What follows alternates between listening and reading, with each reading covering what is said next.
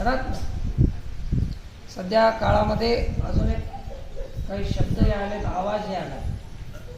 सनातन धर्म सेवा समिती महाराजांनी काढली आणि कुठेही काही भांडण झालं, काय भानगड झाली, सनातन धर्म कुठं आहे म्हणजे लोकांनी असा अर्थ लावला त्याचा की जे लपडे करतात त्याचं नाव सनातन धर्म आणि जे लपड्यापासून वाचतात त्याचा पत्ता नाही.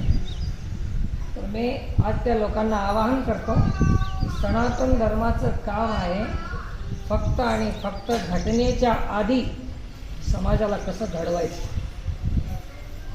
एकदा घटना घडून गेली त्याच्यानंतर सनातनाचं काम ते नाही. ते मग आता शासनाचं काम आहे, प्रशासनाचं काम आहे. त्याच्या आधीचं काम सनातन करेल. हे सगळ्यांना सांगायचं.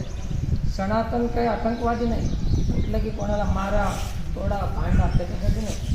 सनातन धर्म सेवा करण्यासाठी आहे, भांडण करण्यासाठी नाही. आणि कोणीही उठाव आणि सांगावं तुमचं सनातन कुठं आहे, कामाला लागा की आता करा की, काही तुमच्या बापाची नोकर नाही.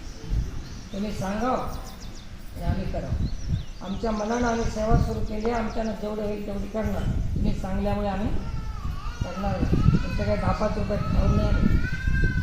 असं माझं त्यांना संदेश आहे विरोध करणाऱ्या लोकांना. आणि हे असं सनातन धर्माला कोण बोलावं तर जे हिंदू नाही त्यांनीच फक्त बोलावं, बाकीच्यांनी हे बोलू नये. तर असं आपल्याला विकृती कमी करण्याचा प्रयत्न चालू आहे आणि हळूहळू त्याला आपल्याला फायदे होत जातील, यश मिळेल. संख्या किती आहे, कार्यक्रम कसा आहे तर याचा आपल्याला संबंध नाही. हे काम चांगलं किती आहे आणि सत्य किती आहे हे पाहणं आता गरजेचं झालेलं आहे. म्हणून आता काळाची गरज काय आहे हे आपल्याला सर्वांनाच लक्षात घेणं आता आवश्यक आहे.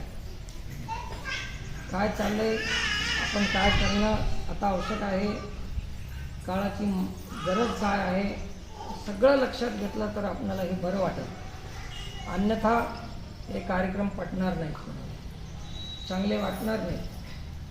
मग कोणालाही चांगलं वाटत नाही म्हणून आपल्याला आपला धर्म सोडायचा नाही. लोकांना पटविण्यापेक्षा लोकांना पटणारच नाही आहे की नाही.